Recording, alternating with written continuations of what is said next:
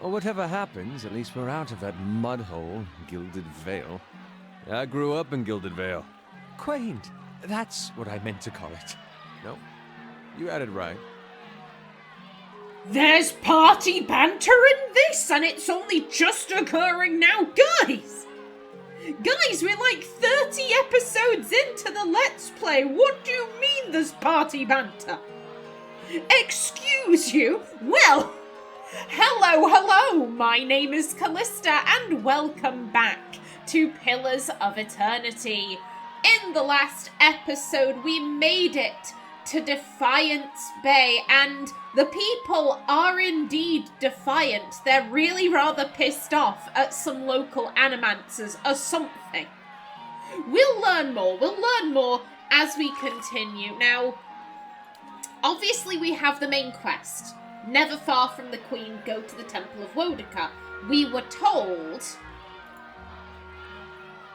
yeah, it can be found in a district called First Fires. We do also have,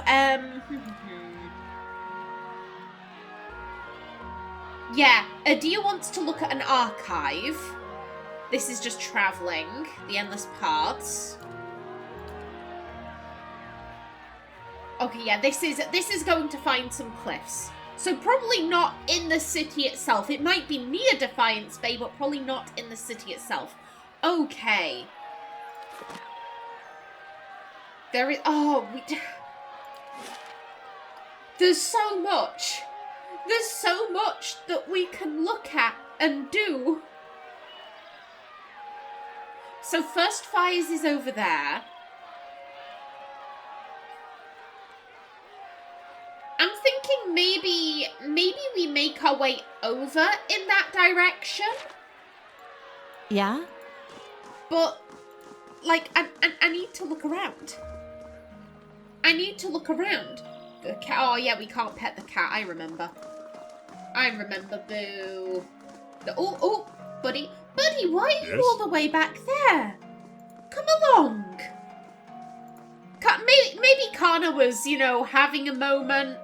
Maybe he was writing some notes on, the architecture of Defiance Bay. The pillars look like penises. Isn't that interesting? Maybe that's what he was doing. But yes, now, come along. We ignore the penis pillars.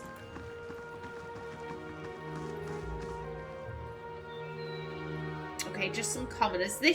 I believe this is an inn. The Fox and Goose, was it? Goose and Fox. There we go. I was close. Ooh, actress, bishop. I would assume these are probably all backers. Yep. I'm just gonna check. Because if one of them is a quest giver and I don't check, I'll be very miffed. Welcome to the Goose and Fox. Well, it is good to be here. Thank you, Greetings. Sir. The man behind the bar is nearly the size of an Almawa. A handle protrudes from his back, and his face is set in a stoic frown. He gives you a small...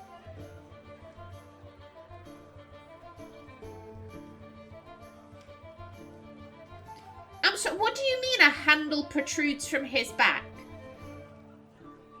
He gives you a small nod. Here for a drink. There's a tiny pewter cup in front of him. He turns it in one broad hand, but doesn't drink from it. Tell me about yourself. Name's Bishop. Used to be a scholar of Berath. Now I run the Goose and Fox and keep the regulars in line. He shifts and you see a warhammer strapped to his back. What more is there to tell? How'd you go from religion to taverns? The journey isn't as long as you'd think. It starts with Hollowborn, and with this. He takes a black bottle from under the bar and fills a pewter cup. It was my sister's son. He takes a drink. At the beginning of Widewind's legacy, he was one of the first. I never expected there would be so many after him. Tragedy is part of the cycle, but it's followed by rebirth. Yet, every year, more parents were grieving for their Hollowborn children, and the gods were silent. So you lost your faith. That's tough. What answer were you expecting? I think an answer.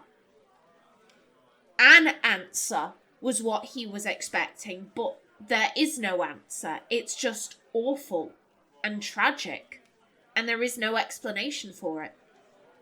So you lost your faith?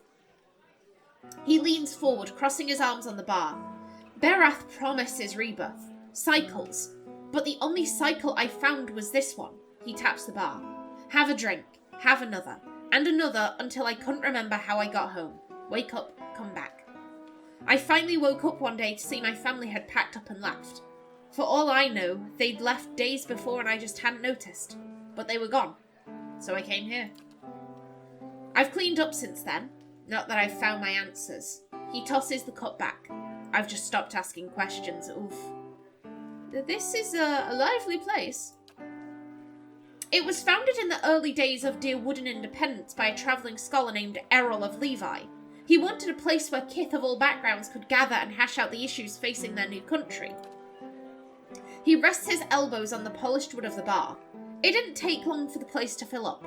Brackenbury aristocrats argued with dock workers from the Gift, while soldiers wrangled with politicians. Deerwoodens have never been known to turn down an argument. He takes a sip from the tiny cup. What happened next? I can imagine things got interesting. I'll hear the story another... No, I'm here for stories. What happened next? Soon, kith were coming from the farms and settlements too. He waves at the door as if expecting a crowd to bustle in. This place got even more popular with the Valian sailors than the Salty Mast. And that was the problem. He drains his cup. No matter what people say about fair-mindedness and civil debate, there's only so much people will tolerate. Errol found himself on the wrong side of an argument with the wrong Thane, and when he disappeared a few days later, some said it was the work of that Thane. He shrugs, spreading his hands over the bar as he surveys the room. But Errol knew which way the wind was blowing. If you ask me, he skipped town, hid out somewhere, hoping for the rational minds to prevail in Defiance Bay. He cracks a wry grin. If only he could see it now. I'll order some refreshments. Okay, what do you have? Ooh, you have stew, you have a rice pan, you've got chicken, you have a yellow Labrador.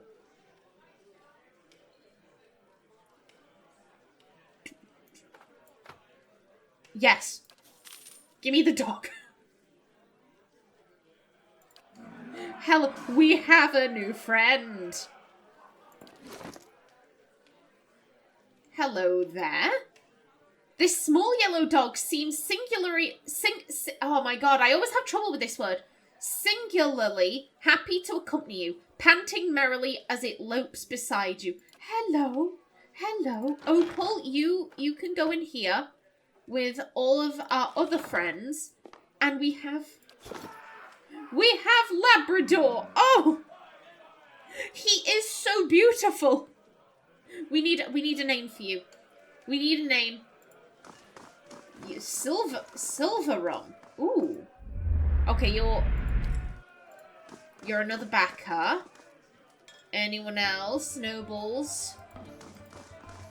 That miserable bastard. A dragon is outlined in charcoal pencil. The thick, jagged lines and the faint smell of sulphur suggest that the artist completed this sketch in a hurry. Cliff Dragon, White March, 2685. Hello.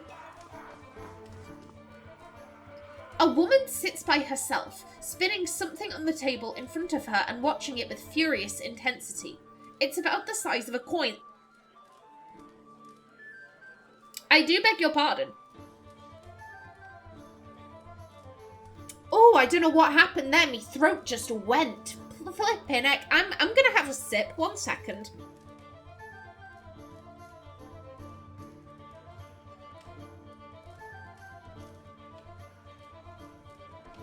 Oh, I do beg your pardon. Okay, take 2. A woman sits by herself, spinning something on the table in front of her and watching it with furious intensity. It's about the size of a coin, and it wobbles over a crack in the wood with a metallic rattle. She snatches it up with one hand and slams a half-empty cup down on the table with the other. This is not a good time. What are you doing here? You look like you could use another drink. What's that thing you're spinning? As you wish. You look like you could use another drink. I'll get there. She takes a long drink from her glass, just trying to calm down, and trying to talk myself out of something foolish. Something foolish? She says nothing for a few moments, as if hoping you'll leave. At last, Kainra looks up at you, and lamplight falls across her face. A purpling bruise is blossoming along her cheekbone. There's something I need to give to my fiancé, Pernisk. Only he doesn't seem to go anywhere without his new friends, and they're not exactly pleasant company. Who hit you? She shakes her head. I know how this looks, but you don't understand. It's not like Pernisk. It's these new friends of his. They've brought out the worst in him. Tell me about these new friends. They come into our house with their dead eyes and their black teeth. I'm not a fool, I know what it means. Pernisk makes me leave when they show up, but it's obvious what they come to do. Last time they came, I told them to get out. Let them have their fun somewhere in the gift, but not under my roof. She scowls and then winces, her fingertips gently probing her bruise. Ooh, survival too. Svef changes you, I guess. The Pernisk I knew wouldn't have squashed a spider. I never thought he... She trails off, still feeling the swollen, discoloured flesh. So I'm assuming Svef is a drug? They're doing drugs in the house? Maybe I could go talk to him. Ooh. Intellect 10. I thought Svef just made people lay around not doing much. What's Svef? Have you gone to the Crucible Nights? Goodbye. I don't think... I've got to be honest, I don't think Ximena is one for doing drugs. Like, I think she likes a drink. I don't think she ever really gets drunk, though. Because when you're drunk, the truth might slip out. And if you're with someone who, like, oh, if they knew the truth, like, everything she's been working for, the con, would all come crumbling down. That could be very dangerous, so I don't think she ever really gets drunk. She likes the occasional drink. I don't think that she gets drunk. And I certainly don't think she ever gets high. However, she probably would know about these things just because of the circle she operates in. She would definitely know, like, okay, this drug is an upper, that one's a downer, ba-ba-ba-ba-ba. I thought Svef just made people lay around not doing much. Kainra shrugs. I don't really know. Seemed better than believing he's always been this way. Maybe I could go talk to him. Her hand rests on the table and she clenches it into a white-knuckled fist. There's nothing more to say to him. We're finished. I just want to give this back to him and have a clean break. She opens her hand and a ring clatters onto the table. It was his grandmother's. Even after this, I don't have the heart to sell it off. But if I go back there myself, I know what will happen. I'll lose my temper and I'll probably wind up with another one of these. She points to her bruise. I'll take this ring to Pernisk then. You'll have to find another messenger. Ooh.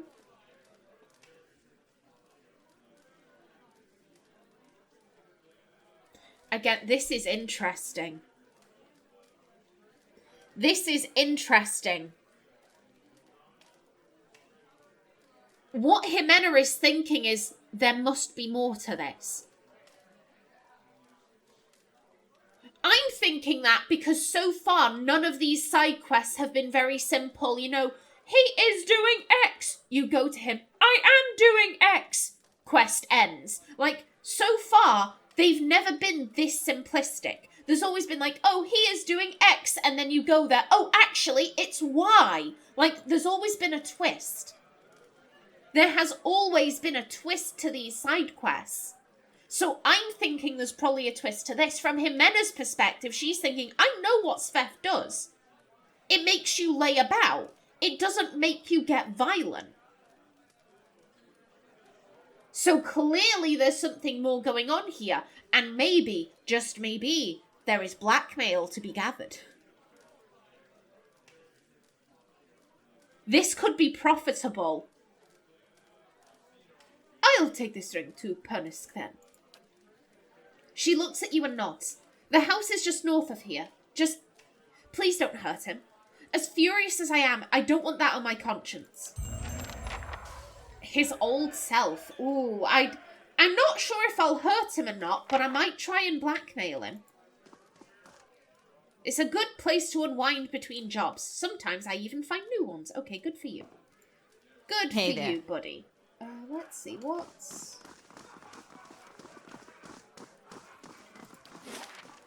Okay, we do have a map for this area also. Light, flame, and sound. We'll keep to ourselves. Just in case. Oh, hello. I want to Consider unlock it done. There. What did I tell you? And now we could steal. I mean, is there anyone back here? Bartender's ring. Ooh.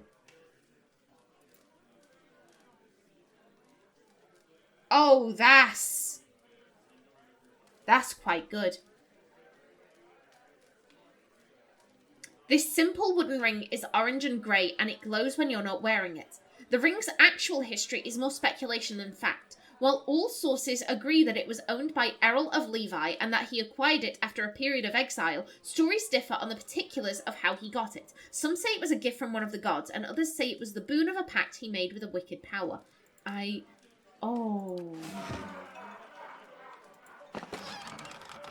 An egg! I mean, I don't believe there's anyone in here, so I'm inclined. I'm inclined to take it. Also, this will teach us how stealing works in this game. Oh, hello there. Brad Furis. Okay, no. Is that a path? No, it doesn't look like it. Okay. A merchant and an actor. You come to talk some sense into this fellow, I hope. Hate to say it, but the legacy's been good for business. Dude! You no wonder he's like, please, someone talk sense into this man, dear God. Was there? Okay, no, there wasn't. Okay, what is this? This painting depicts Llanfathan ruins, and the canvas bears the rough brushstrokes of a talented amateur. Ibral's Well, 2665. A dwarf and an Orlan debate philosophy on the other side of this curtain. Okay. One second, part of me... Where's that gone? I kind of feel like you should get it. But I'm also like, let's put it in the stash. Oh, hello. Oh, Kainra's ring. Okay. Got it. Can we not? Oh, we can't. Can you... Okay, so you can wear it, but we can't... maybe we can't put stolen items in the stash? Maybe. I kind of feel... I don't want to put it on around this guy in case he notices, like, hey, you're wearing my ring.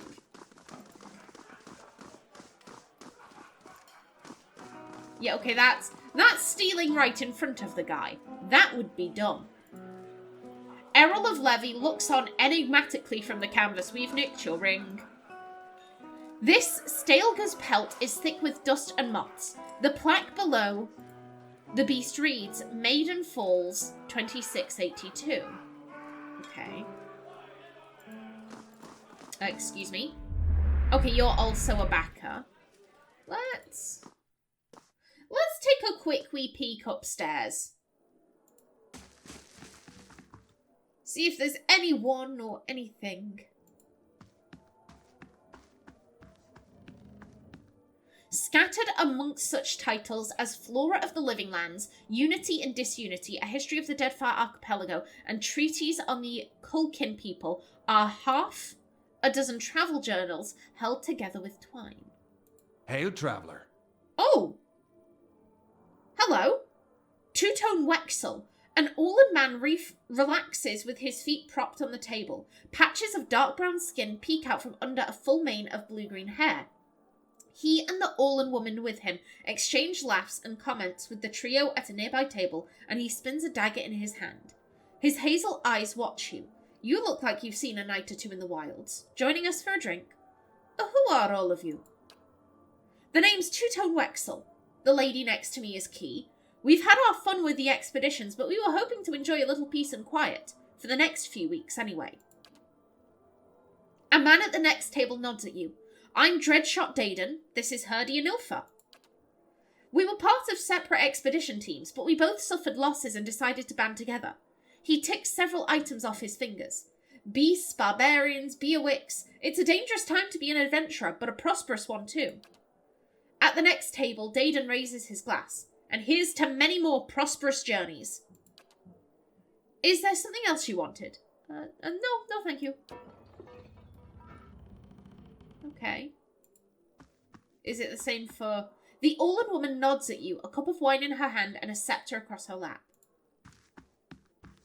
Ilfa nods at you, a pint in one hand and a mace slung over her shoulder. Okay, why do I get the feeling? Daden is busy filing a spur off a small round bullet. A burly Almauer raises a hand in greeting. I'm like, why do I think that you guys are going to end up being part of a quest or something?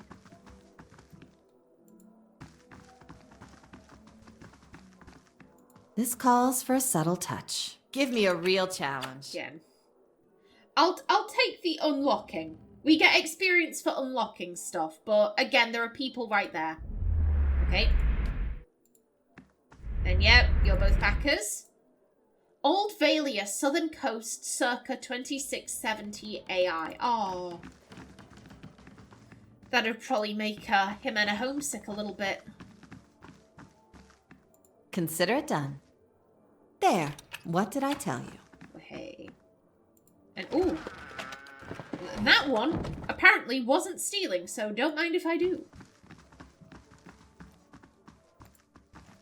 And oh, hello. Hello. Is that a moon god like? It looks to be, so go on. You see a grin slide across the face of a man and onto the face of a woman, younger still than he. She moves closer in the tallow light, sure and slow, tasting the anticipation on his tongue, the desire on hers. The candle gutters, selling yellow-brown light sneaking across his multifaceted eyes.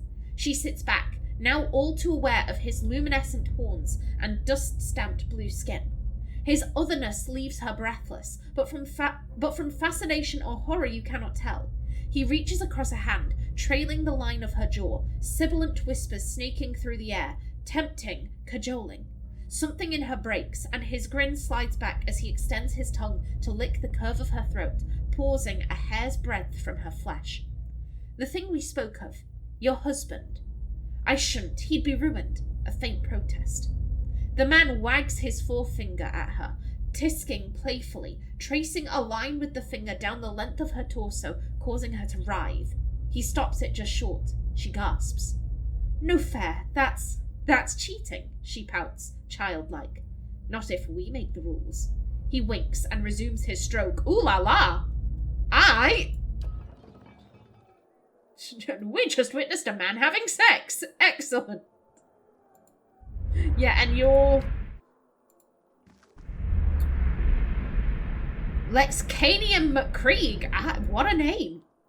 What a name, my goodness. This calls for a subtle touch. There. What did I tell you? Again, that's stealing, so let's just leave.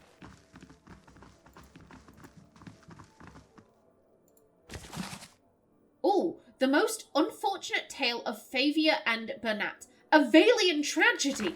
We have a new book. The pages of these old books are crisp and fragrant with the salt of a sea breeze. Ooh. Nice and quiet. Lovely.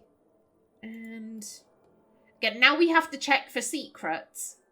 Because I'm pretty sure secrets only pop up if you're sneaking. Don't mind us. Don't mind us, guys. Into here. Anything at all? Nah, I don't think there are going to be any secrets.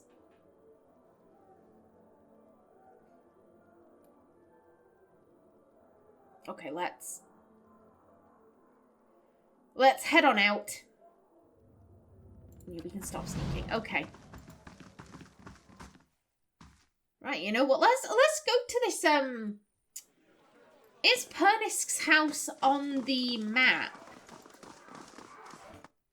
Oh, so we weren't caught for stealing. We weren't caught for stealing. I'll take that. And now that we're out, there you go. Your damage against spirit, damage against vessel, +5 will. Yeah, I think getting Adia some more damage is good.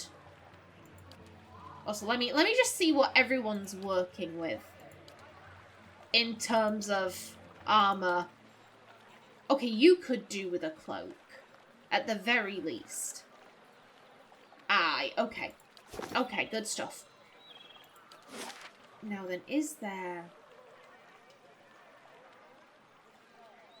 That Pernisk's house, right there. Okay.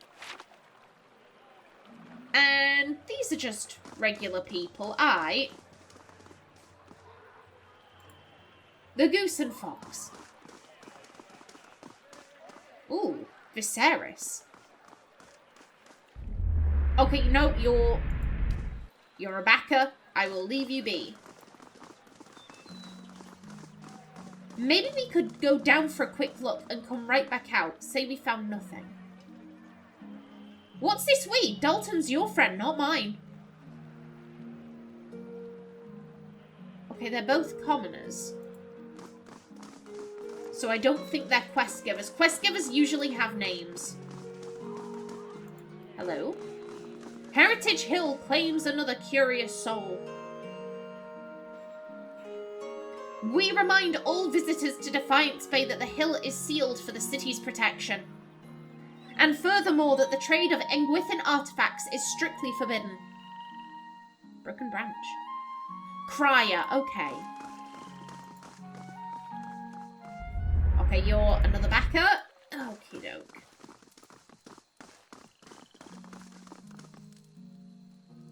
Ooh, Laura, you're probably a merchant.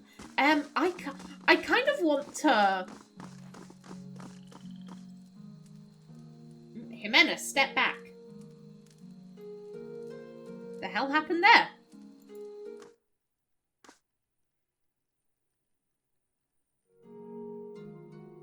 Oh. Addict, mercenaries. Flippin' heck. A couple of crude beds have been improvised from an assortment of tattered blankets and pillows. Dribbles of some dark liquid stain the fabric. Ew. Can we talk to them? What's happening? Am I imagining this? No, I am real. I am very real. Sveth. Sveth can be traced back to provisioners in the Valian republics, where the markets for this plant in question enjoy rapidly rising demand. Most commonly chewed or inhaled, Sveth is infamous for the near catatonic state in which it often places its adherents. Those who use it claim that the drug gives them a sense of urgency and meaning, lost when the effect fades. More colourful accounts claim that the drug allows one to look within themselves and witness the sight of their own soul. I mean, I'll take it. Probably to sell. Feel free to make yourself comfortable down here. Top floor's off limits. Ooh. Aye. Pernisk. Okay. Consider it done. Give me a real challenge. Okay. Someone has peeled the labels from these bottles. They're stuffed with a dark, gunky pulp that gives off a pungent odour. Ooh. Oh! The guard holds up a hand as you approach. You can turn right back around. The lower floor's all yours, but nobody goes upstairs. Why not? I go where I please. What's up there? Sorry, I'll be going. What's up there? Oh. Oh! The guard shakes his head.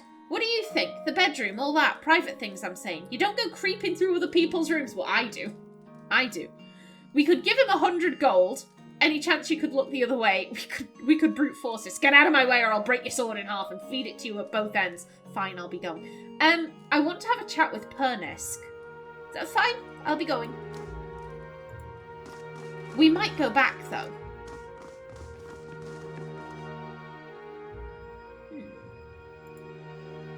This book of Valian love sonnets has a dedication on the first page to my beloved Kainra. Oh. Well, I'm looking at my timer. I only have about 25 seconds left, so I will bring this episode to a close right here. In the next one, we confront Pernisk. But until then, please remember to like if you enjoyed, leave a comment below, and if you wanted to subscribe, it would be very much appreciated. A special thanks to my channel members, such as SM2K, Christopher K. Davis, CGG, and Kevin Bicknell. I've been Callista. Thanks for watching, and see you in the next episode.